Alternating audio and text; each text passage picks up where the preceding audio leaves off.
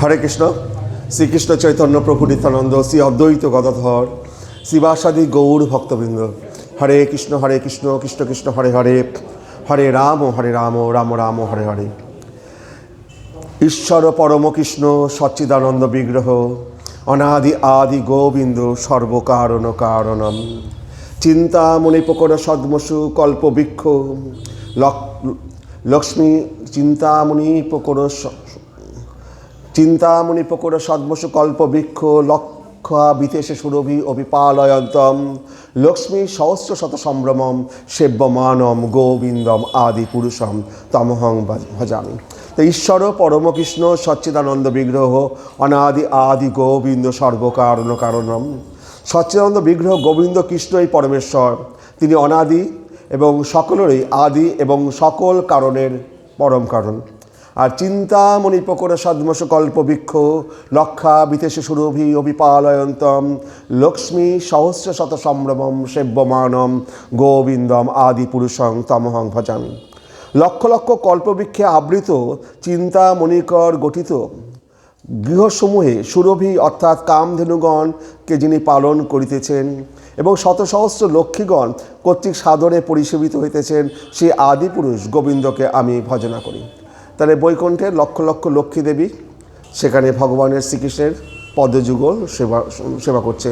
যে চিন্তামণিপকর সদ্মসু, সেখানে মানে চিন্তামণির দ্বারা চিন্তা করলেই লক্ষ লক্ষ হিরে জহরতে সেই মণির দ্বারা সেই বড় বড় মানে বাড়ি গৃহসমূহ লক্ষ লক্ষ কল্পবৃক্ষে আবৃত চিন্তামণির মণিকর গঠিত গৃহসমূহে তো সুরভি অভিপালয়ন্তম, সুরভি মানে কামধেনুকে যিনি পালন করেন, লক্ষ লক্ষ কামধেনু সেখানে পালিত হচ্ছে কার দ্বারা? আমাদের ব্রজ রাখাল এই শ্রীকৃষ্ণের দ্বারা। এবং শত সহস্র লক্ষ্মী দেবী কর্তৃক সসম্ভ্রমে তার পদসেবা করছেন। তো পদসেবা কীভাবে করছে? লক্ষ্মী সহস্র শত সম্ভ্রমম, সহস্র লক্ষ্মী দেবী। হরে কৃষ্ণ, কী করবেন করুন। হরে কৃষ্ণ হরে কৃষ্ণ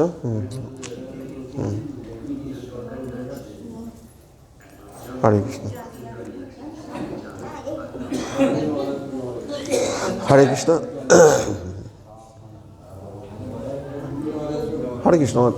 দেওয়া আছে তিলক।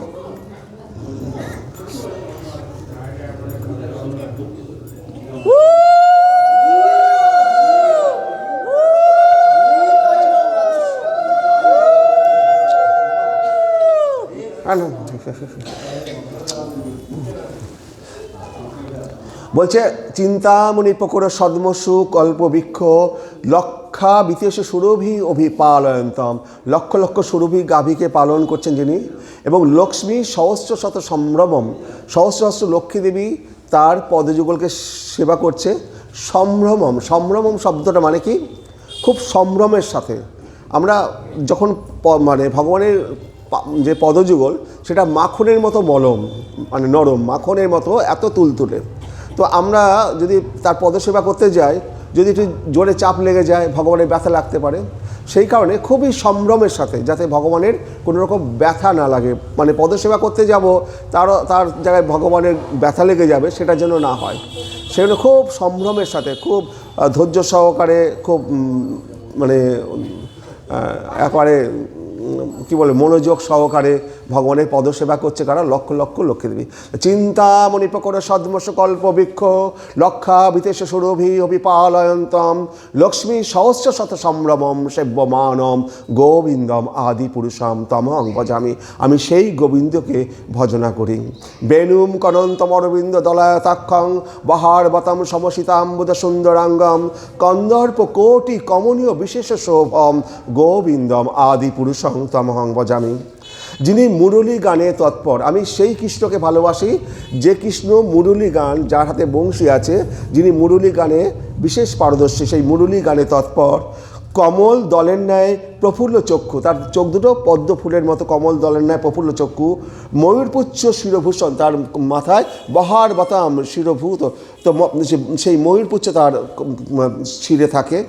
এবং নীল মেঘবর্ণ সুন্দর শরীর, তার শরীরটাকেও নীল মেঘবর্ণের মতো, এবং কন্দর্প কোটি কমনীয় বিশেষ্য শোভম, কোটি কোটি কন্দর্প মানে কামদেবকেও যিনি হারিয়ে দেন, সেই মদন মোহন এবং শোভা বিশিষ্ট সেই আদিপুরুষ গোবিন্দকে আমি ভজনা করি। আমি কোন গোবিন্দকে ভজনা করছি?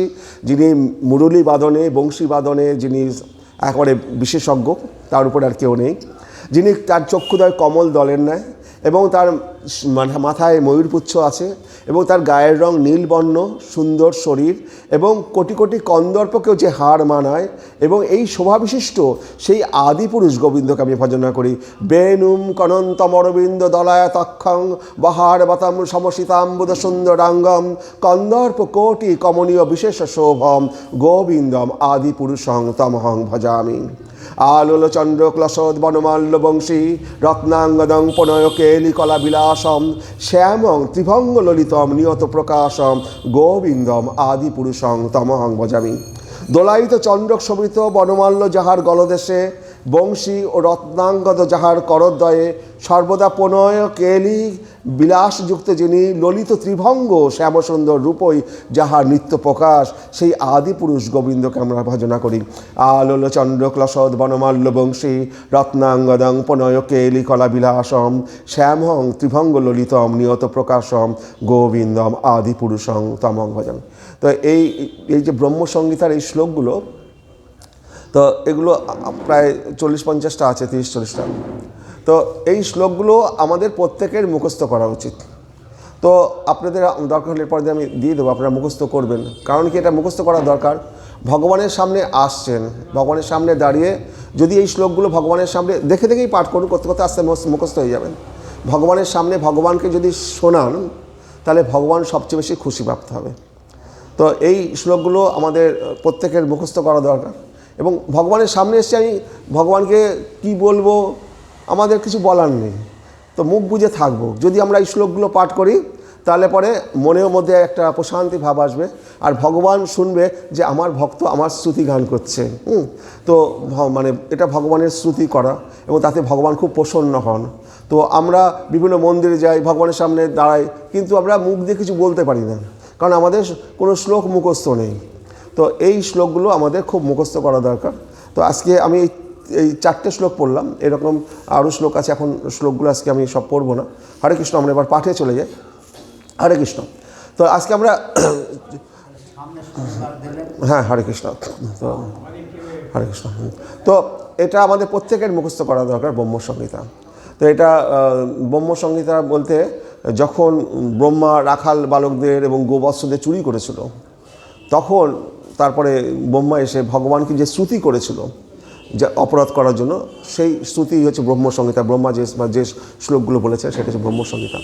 আর এই ব্রহ্মসংহিতার এই শ্লোকগুলোর আরও গুরুত্বপূর্ণ, এই ব্রহ্মসংহিতা আমাদের এই গৌড় দেশে ছিল না। মহাপ্রভু যখন পুরী থেকে দক্ষিণ ভারতে গিয়েছিলেন, সেই দক্ষিণ ভারত থেকে এই ব্রহ্মসংহিতা আমাদের জন্য নিয়ে এসে দিয়েছেন। যে পিতা যখন দূর দেশে ভ্রমণে যায়, তীর্থ করতে যায়, যখন ঘরে ফেরে বা সন্তানদের জন্য কিছু নিয়ে আসে, কেউ সন্দেশ মিষ্টি কিছু প্রসাদ নিয়ে আসে, তো মহাপ্রভু দক্ষিণ ভারত ঘুরে আমাদের জন্য এই ব্রহ্মসংহিতা এনে দিয়েছেন, আর কৃষ্ণ কর্ণামৃত এনে দিয়েছেন। তো এই দুটো জিনিস আমাদের হাতে মহাপ্রভু ওখান থেকে লিপিবদ্ধ করে হাতে লিখিয়ে, তখনকার দিনে হাতে লিখে তালপাতায় লিখে নিয়ে আসতো। তো আমাদের জন্য তিনি নিজে হাতে নিয়ে এসে আমাদের জন্য দিয়ে গেছেন। তো শুধু ব্রহ্মসংহিতা পড়ছি তা নয়, স্বয়ং মহাপ্রভু দক্ষিণ ভারত থেকে আমাদের জন্য এনে দিয়েছে। তো তার মূল্য তো অনেক অনেক গুণ বেশি, অনেক গুণ বেশি। সেই হিসাবে এই শ্লোকগুলো আমাদের অবশ্যই মুখস্থ করা দরকার। তো আজকে আমরা পড়ব মহাপ্রভু রূপ গোস্বামীকে যে শিক্ষা দিয়েছিলেন, সেই শিক্ষার জায়গাটা। তো বৃন্দাবনিয়াম রসকেলি বাত্তাম কালের লুপ্তাম নিজ শক্তি মুৎক সঞ্চার্য রূপম বেতনেত পুনঃ প্রভুবিধ প্রাণীব লোকসৃষ্টিম। পরমেশ্বর ভগবান সৃষ্টির পূর্বে ব্রহ্মার হৃদয়ে যেভাবে বৈদিক জ্ঞান প্রকাশ করেছিলেন, সেইভাবে তিনি রূপ গোস্বামীকে তার স্বীয় শক্তি সঞ্চারণ করে কালধর্মের প্রভাবে লুপ্ত বৃন্দাবনের রসকেলি বার্তা বিস্তার করেছিলেন। তো কি হয়েছিল, আজ থেকে 500 বছর আগে, 500-550 বছর আগে মহাপ্রভু যখন আমাদের এখানে আবির্ভূত হয়েছেন, তো সেই সময় বৃন্দাবনে তার আগে মোগল সম্রাটদের আক্রমণ হয়েছে। আক্রমণ হওয়ার ফলে কি হয়েছে, সমস্ত বৃন্দাবনের যে মূর্তিগুলো আছে, যেমন গোবিন্দদেবজি, গোপীনাথ, এরকম তিনখানা মূর্তি সেই সময় যে গরুর গাড়ির মধ্যে করে ঘাস বিচুলি দিয়ে চাপা দিয়ে রাজস্থানে নিয়ে যাওয়া হয়েছে, যাতে এই মুঘল সাম্রাজ্যের অত্যাচার থেকে এই বিগ্রহগুলোকে বাঁচানো যায়। তো যেমন গোবিন্দদেব জি এখনও রাজস্থানের রাজবাড়িতে পুজো হয়, সবাই রাজস্থানে ওই তিনটে বিগ্রহ দেখতে যায়। তো রাজবাড়ি সেখানে বিশেষভাবে সেবিত হচ্ছে, আমি গিয়েছিলাম সেখানে দেখতে। তো বৃন্দাবনে এই সমস্ত বিগ্রহগুলো, তিনটে বিগ্রহ রাজস্থানে চলে গেছে। আরও অন্যান্য সব বিগ্রহগুলো এই মুঘলদের থেকে বাঁচানোর জন্য বৃন্দাবনের সেই সময়কার ব্রাহ্মণেরা, পণ্ডিতেরা, তারা কখনো মাটির তলায় কোথাও কোথাও লুকিয়ে রেখেছে। আর লুকিয়ে রাখার পরে বৃন্দাবন পুরো শূন্য হয়ে গেছে, মানুষ নেই, একেবারে ঝোড় জঙ্গলে ভরে গেছে, বাঘ সিংহ সেখানে বাস করে। তো এই যে রসকেলি বার্তা, বৃন্দাবনের যে রসকেলি বার্তা, মহাপ্রভু এসে সেই রসকেলি বার্তাকে উদ্ধার করার জন্য তিনি রূপ গোস্বামী এবং সনাতন গোস্বামীকে বৃন্দাবনে পাঠিয়েছিলেন। তো রূপ গোস্বামীকে যে পাঠাবেন, যখন তাকে শিষ্য করেছেন, তাকে তো তার ভিতরে তো শক্তি দিতে হবে। শক্তি না দিলে সে কী করে জাগ্রত হবে? সবাই ভগবানের কৃপা না পেলে তো হবে না। তো আমরা জানি শ্রীমদ্ ভাগবতে প্রথম শ্লোক, জন্মাদশ্চ যত অম্বয়াত ইতরত চ অর্থেষু অভিজ্ঞ সরাট তেনে ব্রহ্ম হৃদাজ আদিকবে মুচ্ছন্তি যৎসুরয় তেজ বারিমৃদাং যথা বিনিময় যত্র তিসর্গ অমৃষা ধামনা সেন সদা নিরস্ত কুহকম সত্যম পরম ধীময়ী। তো আমাদের যে তিনটে বিষ্ণু, যেমন কারণদক্ষায় বিষ্ণু, গর্ভদক্ষায় বিষ্ণু আর ক্ষীরদক্ষায় বিষ্ণু। কারণদক্ষায় বিষ্ণুর এই যে লোমকূপ, এই এক একটা লোমকূপ থেকে, প্রতিটি লোমকূপ থেকে কোটি কোটি ব্রহ্মাণ্ড সৃষ্টি হয়েছে কারণদক্ষায় বিষ্ণুর ইয়ে থেকে। আর এই কারণদক্ষায় বিষ্ণুর প্রত্যেকটি ব্রহ্মাণ্ডের মধ্যে গর্ভ উদকে মানে ভগবানের যে শরীর থেকে যে ঘাম নিঃসৃত হয়, সেই ঘামের দ্বারা যখন ওই ব্রহ্মাণ্ডটা অর্ধেক ভরে গেছে, সেই গর্ভোদকে শায়িত হয়েছেন গর্ভোদকশায়ী বিষ্ণু। এই গর্ভোদকশায়ী বিষ্ণুর নাভিপদ্ম থেকে ব্রহ্মার সৃষ্টি হয়েছে। তো এই ব্রহ্মা আমাদের জীবদের সৃষ্টি করেছেন। তো ব্রহ্মা যে জীবদের সৃষ্টি করবে, তার আগে ব্রহ্মার হৃদয়ে বৈদিক জ্ঞান চৈতন্যকণা প্রবিষ্ট করে দিচ্ছেন আমাদের গর্ভোদকশায়ী বিষ্ণু। তেনে ব্রহ্ম হৃদা যা আদি কবি ব্রহ্মার হৃদয়ে বৈদিক জ্ঞান প্রবেশ করে দিচ্ছেন। তো সেটা ভগবান বিষ্ণু যদি না দিতেন, তো ব্রহ্মার পক্ষে এই সৃষ্টিকার্য করা সম্ভব ছিল না। তো কার কাছে শক্তি পেয়েছেন? বিষ্ণুর কাছ থেকে, গর্ভোদকশায়ী বিষ্ণুর কাছ থেকে। আজকে রূপ গোস্বামী এবং সনাতন গোস্বামীকে বৃন্দাবনে পাঠাবেন, তো মহাপ্রভু যদি শক্তি প্রদান না করেন, তারা কি করে সেইগুলো উদ্ধার করবে? সেই সময় কোথায় মানে আমাদের রাধা কুণ্ড, কোথায় শ্যামকুণ্ড, কেউ জানতো না। সব বৃন্দাবনের সমস্ত জায়গা সব লুপ্ত হয়ে গেছিলো, কেউ জানতো না কে কোথায় কোথায় কোন বিগ্রহ আছে, কি কোথায় কে আছে। মহাপ্রভু এই রূপ গোস্বামী, সনাতন গোস্বামীকে তারা পাঠিয়েছিলেন। তারা এক এক বৃক্ষতলে এক এক রাত্রি কাটাতেন এবং মানে চানা মানে ছোলা, রুটি এই ভিক্ষা করে করে তারা, হোসেন শাহের মন্ত্রী ছিলেন, সব কিছু ছেড়ে দিয়ে তারা ভিক্ষা করে একটা রুটি, শুকনো চানা এই খেয়ে খেয়ে একটা একটা রাত কাটাতেন। আর ওই এক একটা বৃক্ষতলে তারা প্রার্থনা করতেন রাধারানীর কাছে যে তোমরা কৃপা করে আমাদের দেখাও সেই সব স্থানগুলো যেগুলোকে আমাদেরকে উদ্ধার করার জন্য মহাপ্রভু আমাদেরকে পাঠিয়েছেন বৃন্দাবনে। তারা কান্না করতেন এবং কান্না করে করে সেই সমস্ত জিনিসগুলো উদ্ধার করেছেন বলে আজকে বৃন্দাবনে আমরা এত কিছু দেখতে পাচ্ছি। সব ঝোড় জঙ্গলে ভরে গেছিলো। হরে কৃষ্ণ। তাই এই শ্লোকটাই বলছে, পরমেশ্বর ভগবান সৃষ্টির পূর্বে ব্রহ্মার হৃদয়ে যেভাবে বৈদিক জ্ঞান প্রকাশ করেছিলেন, সেইভাবে তিনি রূপ গোস্বামীকে তার স্বীয় শক্তি সঞ্চারণ করে কালো ধর্মের প্রভাবে লুপ্ত বৃন্দাবনের রসকেলি বার্তা পুনরুদ্ধার করার জন্য তিনি তাকে পাঠিয়েছিলেন। তাই শ্লোকটা কি, বৃন্দাবনিয়াম রসকেলি বার্তাম কালেন লুপ্তাম নিজ শক্তি মুৎক সঞ্চার্য রূপে বেতনত পুনশ্চ প্রভুবিধৌ প্রাগেব লোক সৃষ্টি। তাহলে এই ব্রহ্মা যেমন লোক সৃষ্টি করার জন্য গর্ভোদকশায়ী বিষ্ণু যেমন তাকে বৈদিক জ্ঞান প্রদান করেছিলেন, আর স্বয়ং মহাপ্রভু তিনি তার শিষ্য রূপ গোস্বামীকে সেই শক্তি প্রদান করেছেন যাতে সেই বৃন্দাবনের রসকেলি বার্তা আমাদের সামনে তুলে ধরতে পারে। আজকে যদি মহাপ্রভু না আসতেন, তাহলে আমরা আজকে রাধারানীকে জানতে পারতাম না। সেই মহাপ্রভু আসার আগে রাধারানী কোথাও পুজো হতো না। আপনি দক্ষিণ ভারতে যাবেন, সেখানে শুধু বিষ্ণুর পুজো হয়, সেখানে কোথাও রাধারানী নেই। মহাপ্রভু আসার পরে এই গৌরীয় বৃন্দাবনে যত রাধা মূর্তি, এই রসকেলি বার্তা, তাদের রাসলীলার যে রহস্যময় লীলাগুলো প্রতিদিন যে প্রকাশিত হচ্ছে, এই রূপ গোস্বামী মহাপ্রভুর কৃপায় আমরা এটা পাচ্ছি। জয় জয় শ্রী চৈতন্য, জয় নিত্যানন্দ, জয় অদ্বৈত চন্দ্র, জয় গৌর ভক্তবৃন্দ। শ্রীরূপ সনাতন রহে রামকেলি গ্রামে, পুকুরে মিলিয়া গেলা আপন ভবনে। তো এই রূপ গোস্বামী এবং সনাতন গোস্বামী এরা দুই ভাই হুসেন শাহের কাছে চাকরি করত।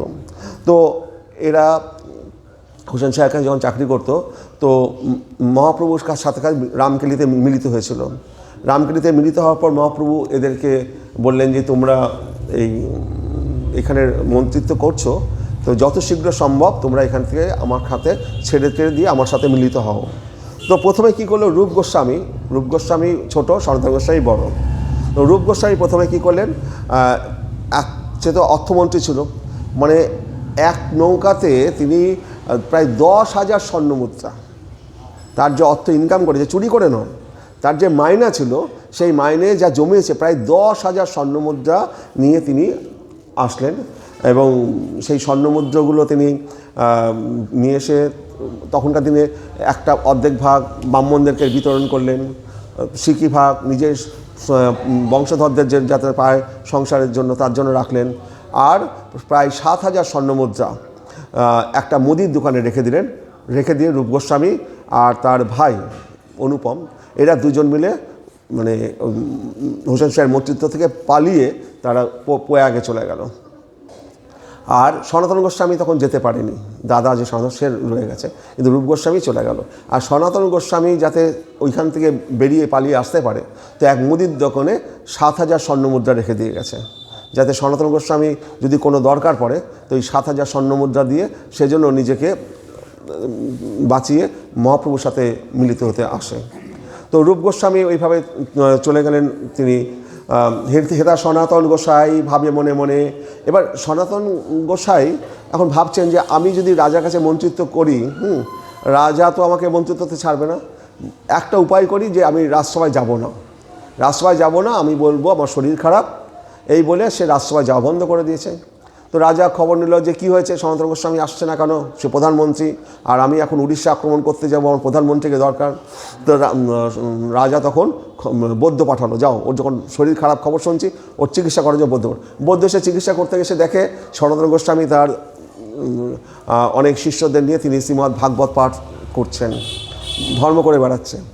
বৈদ্য এসে বললো, তো তোমার তো কোনো অসুখ বিসুখ কিছুই নেই, তুমি খালি বলছো যে রাজার কাছে খবর পাঠাচ্ছ যে তোমার অসুখ হয়েছে, তুমি রাজসভায় যেতে পারছো না।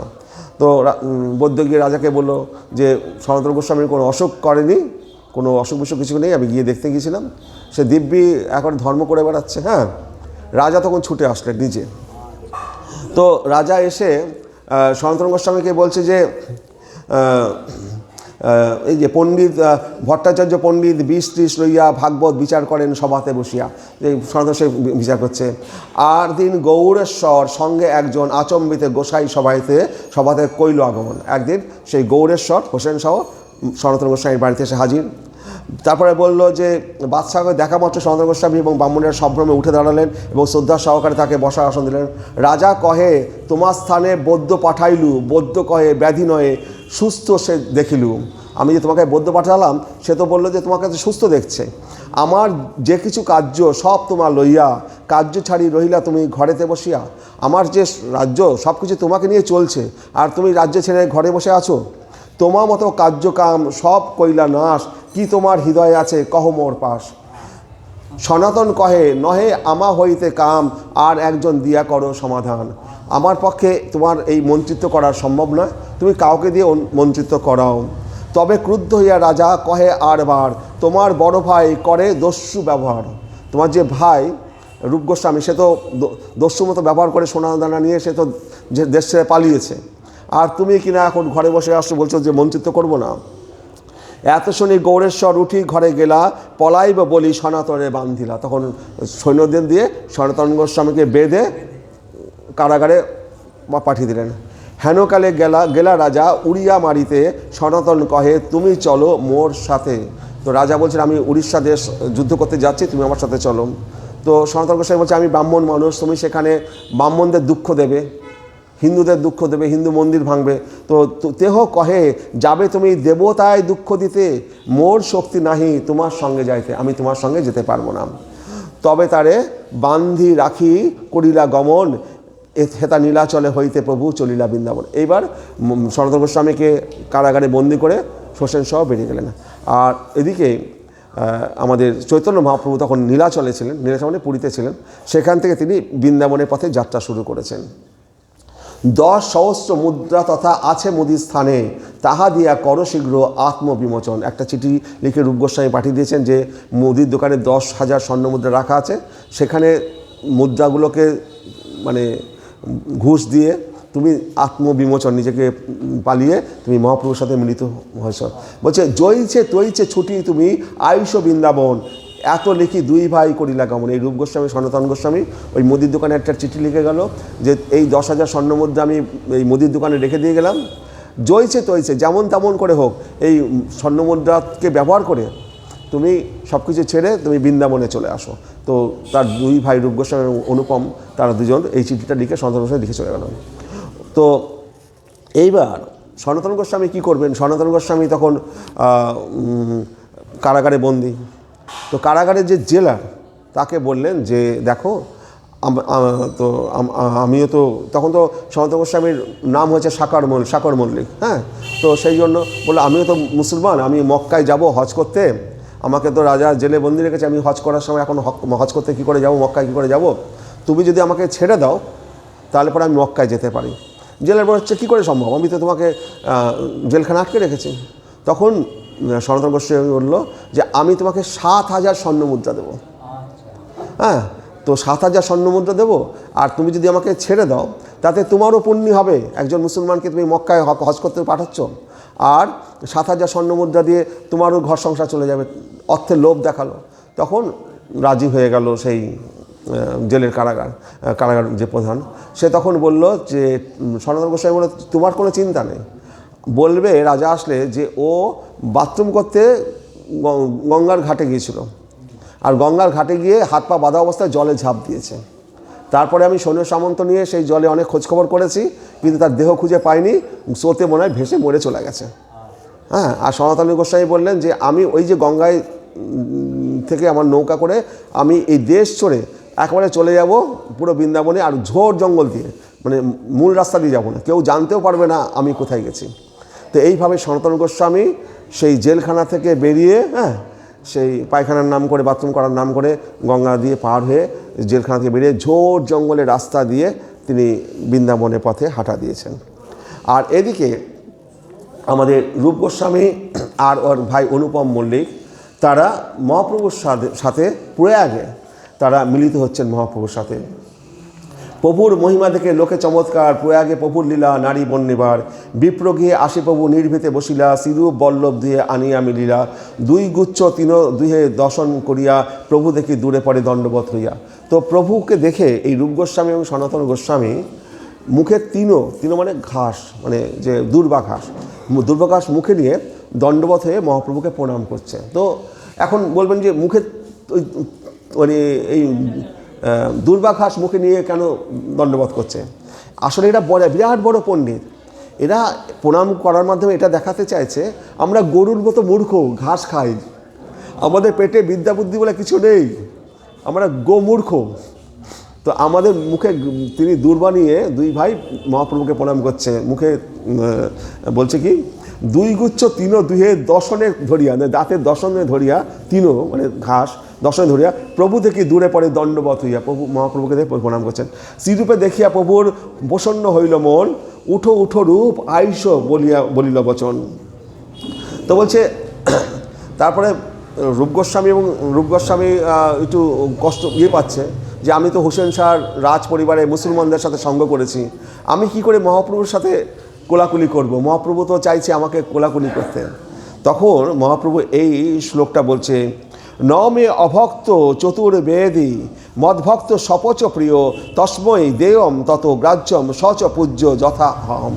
চতুর্বেদ পাঠেই অথবা চতুর্বেদী ব্রাহ্মণ হলেই যে ভক্ত হয় এমন নয়, আমার ভক্ত চণ্ডাল কুলে জন্মগ্রহণ করলেও আমার অত্যন্ত প্রিয়, তাকেই দান করা উচিত এবং তার প্রসাদেই গ্রহণ করা উচিত। আমার ভক্ত আমারই মতো পূজ্য। যে আমার যে ভক্ত সে তাকে যে চণ্ডাল কুলে জন্মগ্রহণ করে, যদি সে হরিনাম করে, আমার যদি ভক্ত হয়, তাহলে পরে সে আমারই মতো সে পূজ্য। সুতরাং তোমরা এত নিজেদেরকে ছোট মনে করছো কেন? তো কোলাকুলি করছে। নম মহাবদান্নায় কৃষ্ণ প্রেম পদায়তে কৃষ্ণায় কৃষ্ণ চৈতন্য নামনে গৌরতিষে নম। তো এই যে রূপ গোস্বামী বিরাট বড় পণ্ডিত ছিলেন।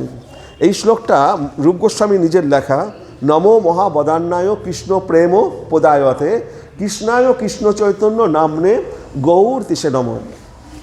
নম মহাবদান্নায় মানে যিনি সবচাইতে করুণাময়, যিনি সবচেয়ে বেশি উদার, যিনি সবচেয়ে বেশি দান করতে পারেন, দাতা, সবচেয়ে বড় দাতা। নম মহাবদান্নায়, তার মতো দাতার কেউ নেই। কৃষ্ণ প্রেম ও পদায়তে, যিনি দর্শনমাত্র কৃষ্ণ প্রেমকে দান করতে পারেন, যে প্রেম ব্রহ্মারও দুর্লভ, শিবেরও দুর্লভ। আর ইনি অকাতরে এই কৃষ্ণ প্রেম দান করছেন। গরিব বড়লোক মানছেন না, নিচ জাতি উঁচু জাতি মানছেন না, যাকে দেখছেন তাকে তিনি এই কৃষ্ণ প্রেম দান করছেন। তাই নম মহাবদান্নায় কৃষ্ণ প্রেম ও পদায়তে কৃষ্ণায় কৃষ্ণ চৈতন্য নামনে গৌরতিষে নম। সেই কৃষ্ণ চৈতন্য নামে এই যে মহাপ্রভু চৈতন্য মহাপ্রভু, তাকে আমি প্রণাম করছি। বলছেন, হে মহাবদান্য কৃষ্ণ প্রেম পদাতা, কৃষ্ণ স্বরূপ কৃষ্ণ চৈতন্য নামক গৌরাঙ্গ রূপধারী প্রভু, তোমাকে আমি আমার সশ্রদ্ধ প্রণতি নিবেদন করি। এই শ্লোকটা আমাদের ইস্কনে হচ্ছে এটা প্রণাম মন্ত্র মহাপ্রভুর। নম মহাবদান্নায় কৃষ্ণ প্রেম পদায়তে কৃষ্ণায় কৃষ্ণ চৈতন্য নামনে গৌরতিষে নম। এই শ্লোকটা আমাদের সকলেরই মুখস্থ রাখতে হয় ইস্কনের ক্ষেত্রে। আর এই শ্লোকটা যখন ভোগ নিবেদন করা হয়, যখন মহাপ্রভু গুরু প্রণাম করে, তখন মহাপ্রভুকে প্রণাম করার সময় এই শ্লোকটা বলতে হয়। তাই এই শ্লোকটা আমাদের সকলেরই মুখস্থ রাখা দরকার। নম মহাবদান্নায়ক। আমরা যদি মন্দিরে এসেছি, মহাপ্রভুকে দেখে যখন প্রণাম করবো, নম মহাবদান্নায়ক কৃষ্ণ প্রেম পদায়তে কৃষ্ণায় কৃষ্ণ চৈতন্য নামনে গৌরতিষে নম। এরকম মহাপ্রভুর প্রণাম মন্ত্র আছে, কৃষ্ণের প্রণাম মন্ত্র আছে, রাধারানীর প্রণাম মন্ত্র আছে। এইগুলো যদি আমাদের জানা থাকে তবে তো ভগবানের সামনে দাঁড়িয়ে সেগুলো বলবো। জানা না থাকলে আমরা কী করে বোকার মতো দাঁড়িয়ে থাকবো? যখন আমরা উপরে যাব, আরে কোথা থেকে গোপীটা এসছে রে, গোপীটা তো কিছু জানে না রে, কোন গুরুর কাছে শিক্ষা নিয়েছে, দাঁড়া ওকে শিখাতে হবে অনেক। তা আমরা যদি এখান থেকে শিখে যেতে পারি, তাহলে পরেই তো আমরা ওখানে গিয়ে সঠিক কাজটা পাবো। তো আগে কাজ করতে গেলে বলবে যে ইয়ে আছে কিনা, অন্য কোনো কোম্পানিতে কাজ করে এসছে কিনা, অন্য কোনো গুরুর কাছে কাজ টাজ করে এসছে কিনা, ভগবানের সেবা টেবা পুজো করেছে কিনা। তো এ কিছু করেইনি আর চলে এসছে, দাঁড়া একে শেখাতে হবে। তো আমাদের গতিটা পিছিয়ে যাবে। আমরা এখান থেকে যদি আমরা শিখে যেতে পারি, তাহলে পরে আমরা ঊর্ধ্বে গিয়ে আমাদের কোনো অসুবিধা হবে। হরে কৃষ্ণ, হরে কৃষ্ণ। তো যে তবে মহাপ্রভু তার নিকটে বসাইলা, সনাতনের বার্তা কহ তাহারে পুছিলাম। হ্যাঁ, মহাপ্রভু যখন রূপ গোস্বামীর কাছে বসালেন, বলছে সনাতনের বার্তা কহ, সনাতন কোথায়, সনাতন কেমন আছে। রূপ কহেন, দেহ বন্দী হয় রাজনগরে, তুমি যদি উদ্ধার তবে হইবে উদ্ধারে। তো সনাতন গোস্বামী তো কারাগারে বন্দী আছে। মহাপ্রভুকে বলছেন যে রূপ গোস্বামী বলছেন, তুমি যদি কৃপা করো তবে সে উদ্ধার পেয়ে আমাদের কাছে আসবে। প্রভু কয়ে, সনাতনে হইয়াছে বচন, অচিরাত আমার সহ হইবে মিলন।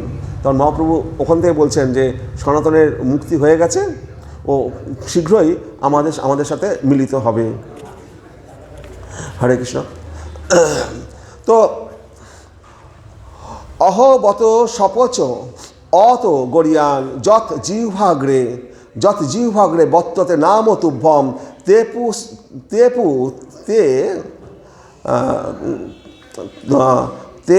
বলছে তপ তুভ্যম তেপু তপতে জুহুবু শশ্নু আজ্জা ব্রহ্মানুচূর্ণাম গৃহন্তি যেতে। বলছে অহবত সপচহত গরিয়ান। অহবত মানে কি অদ্ভুত, সপচ ও অন্তজ আদি নিজ কুলোদ্ভূত অত দীক্ষিত ব্রাহ্মণদের থেকেও গরিয়ান শ্রেষ্ঠ। যত জিহ্বাগ্রে, যার জিহ্বাগ্রে বর্ততে বিরাজ করে নাম ও দিব্য নাম, এই হরেকৃষ্ণ দিব্য নাম, তুভ্যম আপনার তেপুত অনুষ্ঠিত হয়েছে, তপশ্চর্যাতে জুহুব যজ্ঞ অনুষ্ঠান করেছিলেন, শশ্নু সমস্ত পবিত্র তীর্থে স্নান করেছে, আজ্জা সদাচারী ব্রহ্ম সমস্ত বেদ অনুচ পাঠ করেছে, নাম দিব্য নাম গিরন্তে কীর্তন করে যে যিনি, তে মানে তারা। বলছে অহবত সপচহত গরিয়ান যত জিহ্বাগ্রে বর্ততে নাম ও তুভ্যম তে তপু অস্তে জুহুব শশ্নু আজ্জা ব্রহ্মানুচূর্ণম গৃহন্তি যেতে। শ্রী চৈতন্য মহাপ্রভু তখন এই শ্লোকটি বলছেন, হে ভগবান, যাদের জিহ্বায় আপনার নাম বিরাজ করে তারা যদি অত্যন্ত নিজ কুলেও জন্মগ্রহণ করে তাহলেও তারা শ্রেষ্ঠ। যারা আপনার নাম কীর্তন করেন তারা সব রকম তপস্যা করেছেন, সমস্ত যজ্ঞ করেছেন, সব তীর্থে স্নান করেছেন এবং সমস্ত বেদ পাঠ করেছেন, সুতরাং তারা আর্য মধ্যে পরিগণিত হয়। মহাপ্রভু বলছে যে হে ভগবান, যাদের জিহ্বায় আপনার নাম বিরাজ করে, ভগবানের নাম যাদের জিহ্বায় হরে কৃষ্ণ কৃষ্ণ কৃষ্ণ হরে হরে, হরে রাম রাম রাম হরে হরে, এটা যার জিহ্বায় বিরাজ করে, তারা যদি অত্যন্ত নিচ কুলেও জন্মগ্রহণ করে, তারা যদি অত্যন্ত মুচি কুলেও জন্মগ্রহণ করে, সবচেয়ে নিচু কুলেও জন্মগ্রহণ করে, তাহলেও তারা শ্রেষ্ঠ। যারা আপনার নাম কীর্তন করেন তারা সব রকম তপস্যা করেছেন। যারা আপনার নাম কীর্তন, যারা হরে কৃষ্ণ নাম করবে তাদের কোনো তপস্যা করার দরকার নেই, সব রকম তপস্যা তার ওই নামের মধ্যে হয়ে যাচ্ছে এবং সমস্ত যজ্ঞও তাদের হয়ে গেছে এবং সর্বতীর্থে স্নানও তাদের হয়ে যাবে এবং সমস্ত বেদ পাঠ হয়ে যাবে এবং সুতরাং তারা আর্য মধ্যে পরিগণিত। তারা নিজ কুলে জাত হলেও তারা হচ্ছে আর্য। আর্য মানে সর্বশ্রেষ্ঠ ব্রাহ্মণ, সর্বশ্রেষ্ঠ বৈষ্ণবের বলে পরিগণিত হবে। তো মহাপ্রভু এই শ্লোকটা দিয়ে রূপ গোস্বামী এবং সনাতন গোস্বামীকে বলছেন। তো বলছে সংসার ভয়ে ভীত মানুষেরা কেউ শ্রুতিকে, কেউ স্মৃতিকে, কেউ বা মহাভারতকে ভজনা করেন। আমি কিন্তু কেবল শ্রীনন্দেরই বন্দনা করি, যার অলিন্দে শ্রীকৃষ্ণ খেলা করে। এখন যখন উপাধ্যায় বলে একজন বড় পণ্ডিত মহাপ্রভুর কাছে এসছেন মিলিত হতে, মহাপ্রভু তাকে বললেন, তুমি সে পণ্ডিত, তাকে বললেন তুমি আমাকে কৃষ্ণ কথা শোনাও। মহাপ্রভু তার কাছে কৃষ্ণ কথা শুনতে চাইলেন। সে একটা শ্লোক তখন বলছে, শ্রুতিম পরে শ্রুতিম অপরে স্মৃতি মিতরে ভারত মন্যে ভজন্ত ভব গৃহীতা অহমীয় নন্দম বন্দে যস্য অলিন্দে পরম ব্রহ্ম। কেউ সংসার ভয় ভীত হয়ে কেউ শ্রুতিকে, কেউ বেদ পড়ছে, কেউ স্মৃতিকে পড়ছে, স্মৃতি এগুলো পড়ছে, কেউ বা মহাভারত পড়ছে, বিভিন্ন ধর্মগ্রন্থ পড়ছে এবং কিভাবে মুক্তি পাবে সেই সমস্তভাবে চেষ্টা করছে এই সংসার ভয়ের ভিতরে। আর সেই বৈষ্ণব উপাধ্যায় বলছে, আমি এসব করতে রাজি নই, আমি কিন্তু কেবল শ্রীনন্দেরই বন্দনা করি, আমি নন্দ মহারাজকে বন্দনা করছি। কারণ যার অলিন্দে স্বয়ং ব্রহ্ম, স্বয়ং শ্রীকৃষ্ণ ব্রহ্ম, সে খেলা করে বেড়াচ্ছে। তো নন্দ মহারাজের অলিন্দে যে শ্রীকৃষ্ণ স্বয়ং পরম ব্রহ্ম খেলা করছে, সেই নন্দ মহারাজ কত ভাগ্যবান।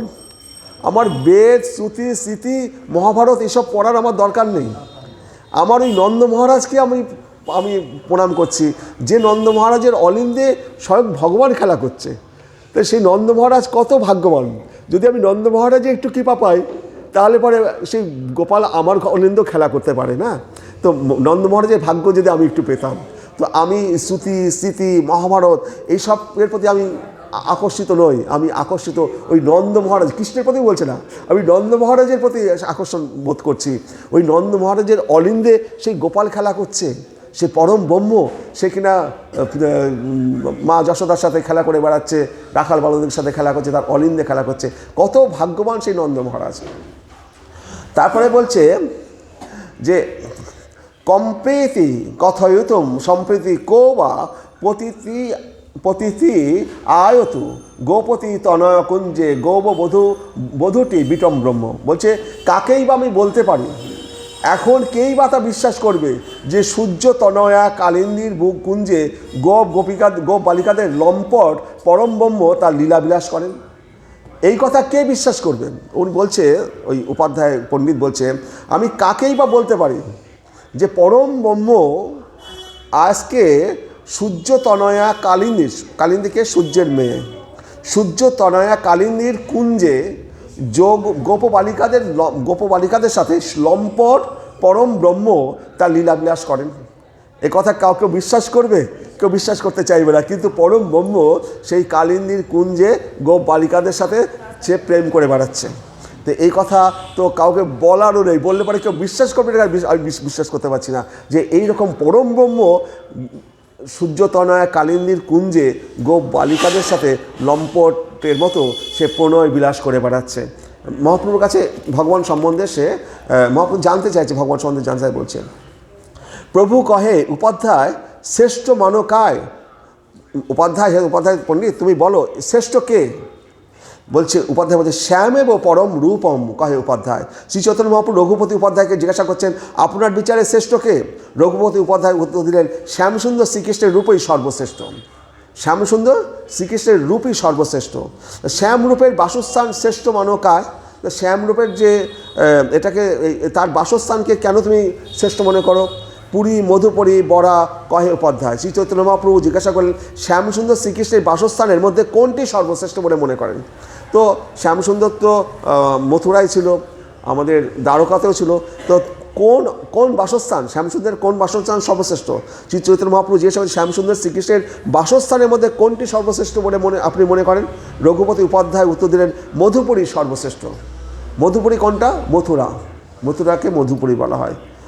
তারপরে বলছেন বাল্য পৌগণ্ড কৈশোরে শ্রেষ্ঠ মানকায়।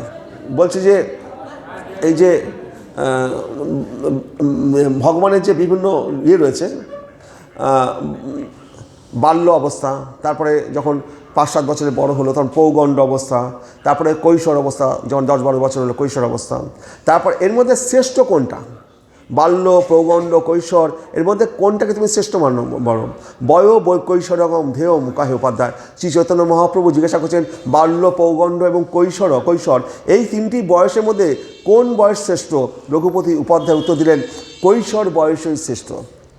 বাল্য অবস্থায় তিনি তো অনেক লীলা করলেন, তারপরে পৌগণ্ড অবস্থায়, কিন্তু কৈশোর অবস্থায় তিনি গোপীদের সাথে রাস বিলাস করেছেন।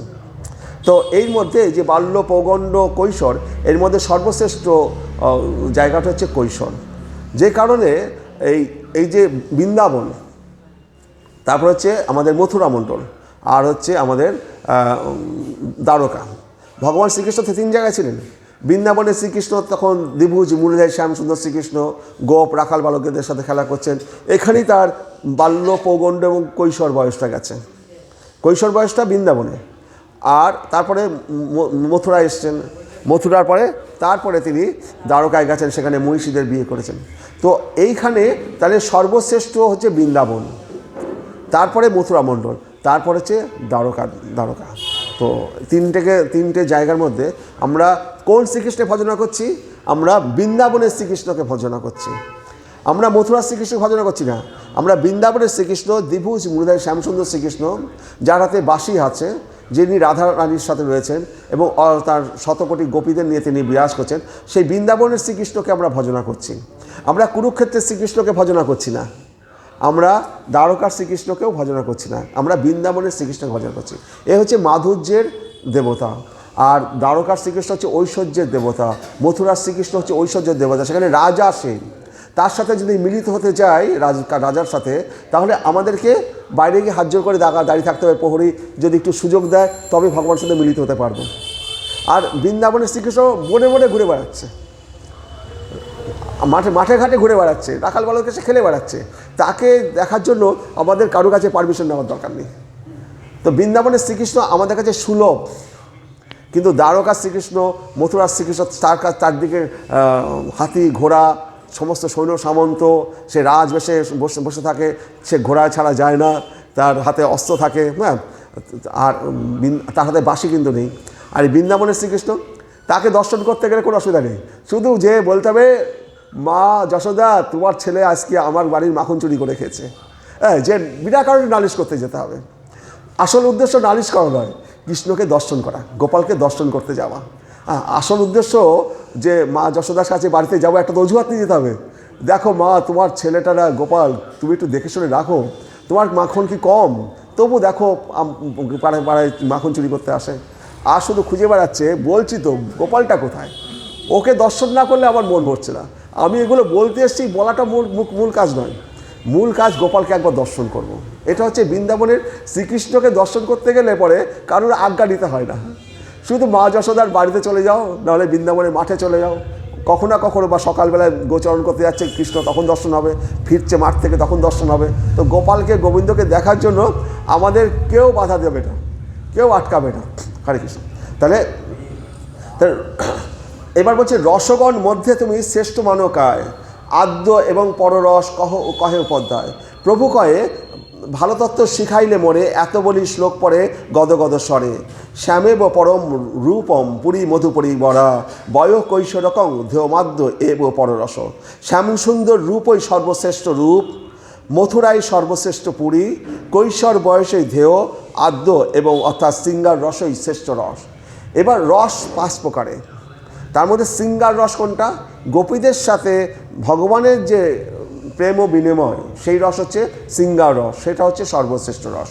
যেমন শান্ত, দাস্য, সখ্য, বাৎসল্য এবং মধুর, এই 5 রকম রস আছে। শান্ত রসের যারা সাধক, যারা ভগবানকে পরমাত্মা রূপে নিজের ভিতরে তারা দর্শন করতে চাইছে। তারপরে হচ্ছে দাস্যভাবে হনুমান যেমন দাস্যভাবে ভগবানের সেবা করেছেন, তো সেই রকম অর্জুন, তারপরে সুবল সখা না, রক্তক, পত্রক, এরকম 2 জন আছে যারা বৃন্দাবনের দাস্যভাবে ভগবানের সেবা করেছেন। তারপর তার উপরের রস হচ্ছে সখ্য রস, তার উপরের রস হচ্ছে বাৎসল্য রস, মা যশোদা এবং নন্দ মহারাজ সন্তান হিসেবে ভগবানকে পালন করছে।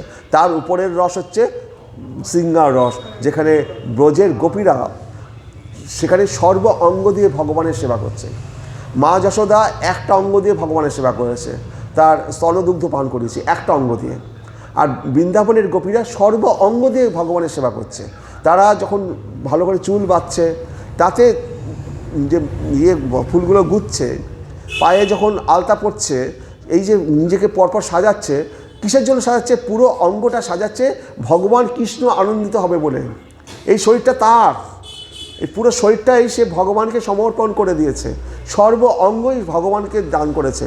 কিন্তু মা যশোদা সেখানে শুধু একটা অঙ্গ দান করেছে। তো এই যে শৃঙ্গার রস, এই রসটা হচ্ছে সবচেয়ে সেরা রস। হরে কৃষ্ণ। তাহলে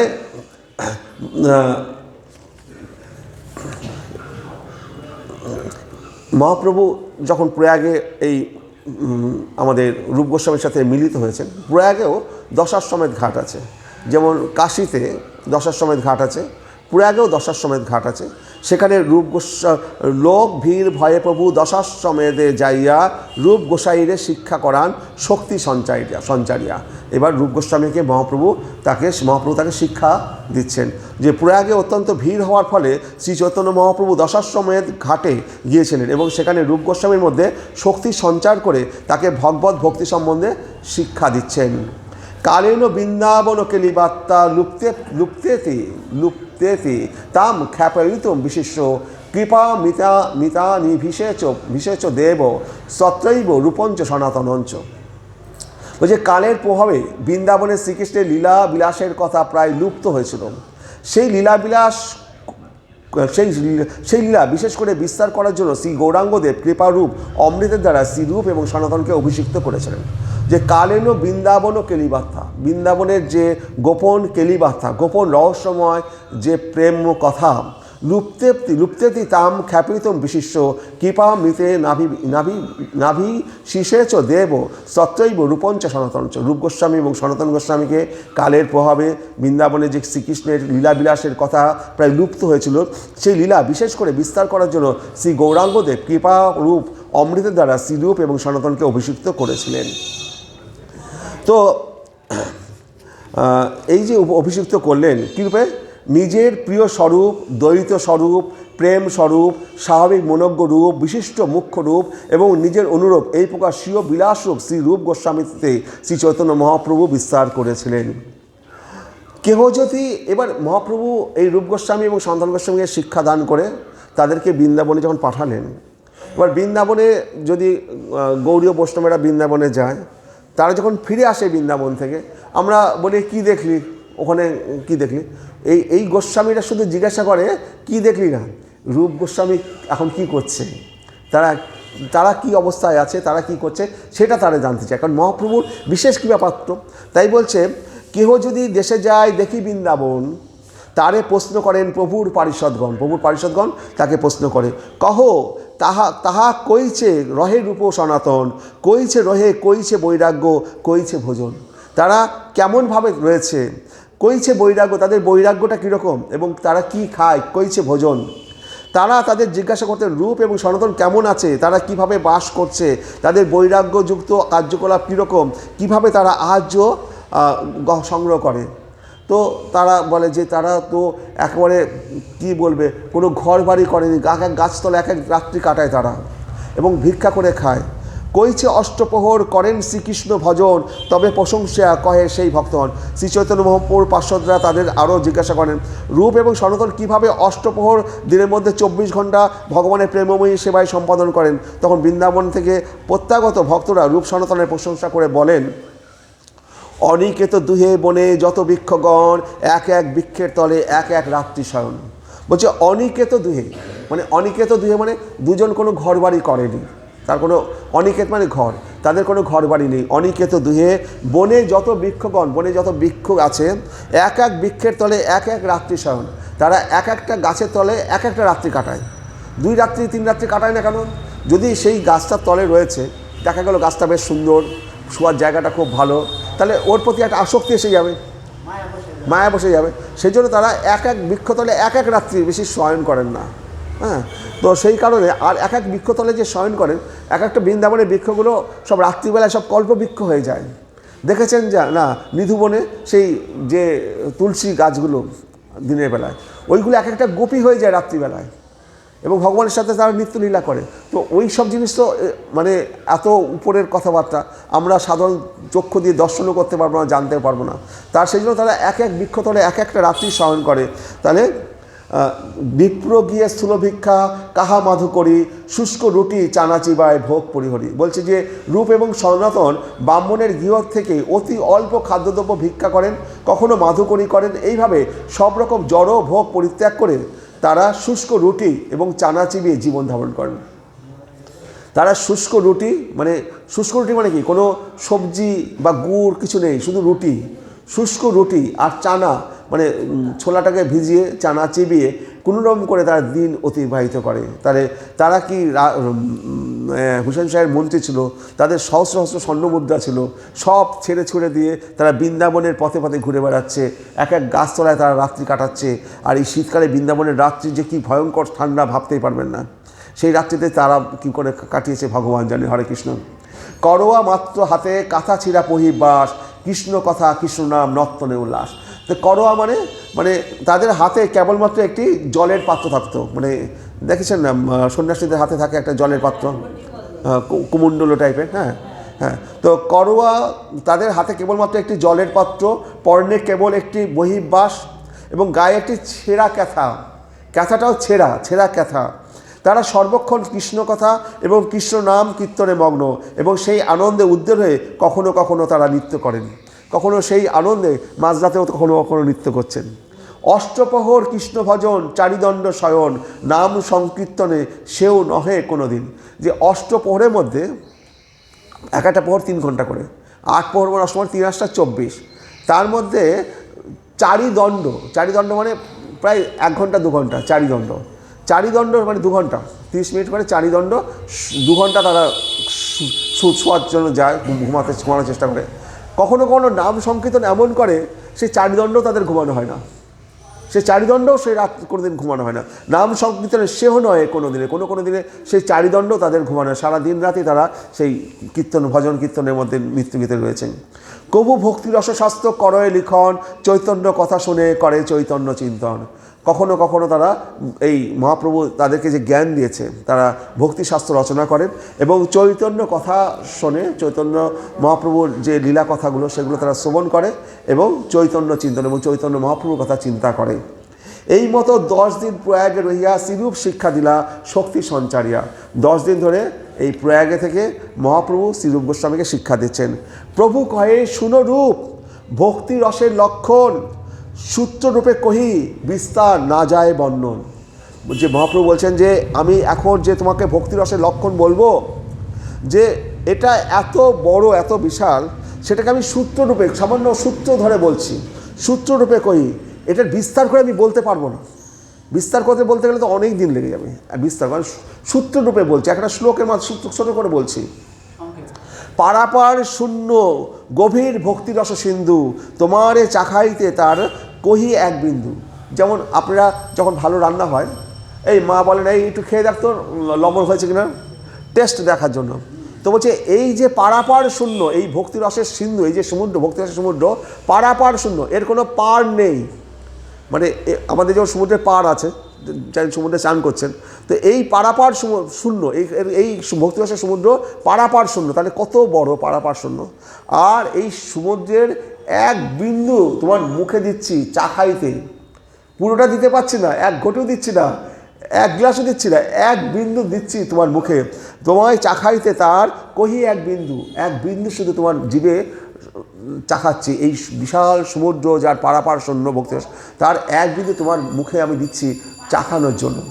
এই তো ব্রহ্মাণ্ড ভরি অনন্ত জীবগণ 84 লক্ষ জনিতে করয় ভ্রমণ। এই ব্রহ্মাণ্ডে 84 লক্ষ জনি তারা ভ্রমণ করছে।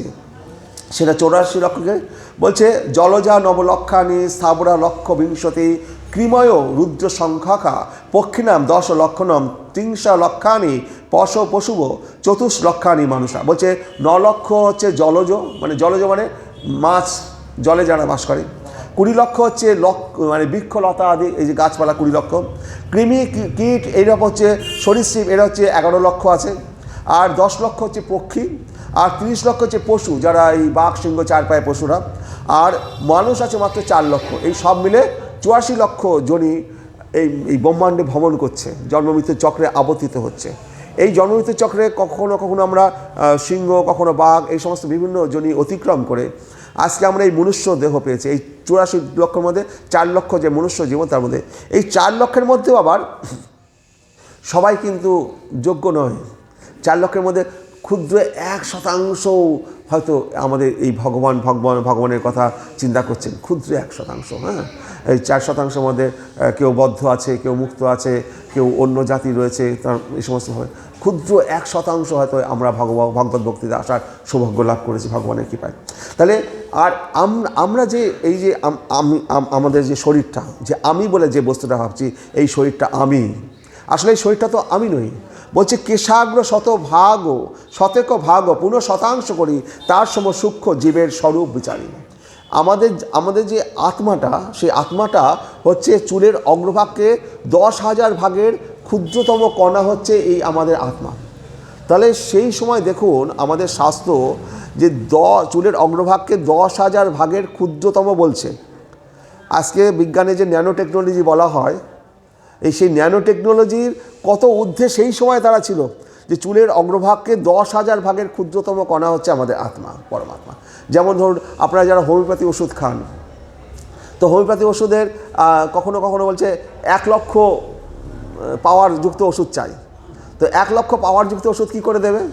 তো হয়তো কোনো ওষুধ, হোমিওপ্যাথি ওষুধের মাদার টিনচার একটা বোতলে 1 ফোঁটা দিল, 1 ফোঁটা দিয়ে 50 বার ঝাঁকাবে, 50 বার ঝাঁকিয়ে ওখান থেকে আর 1 ফোঁটা আবার একটা বোতলে দিল, দিয়ে সেখান থেকে আবার 50 বার ঝাঁকাবে।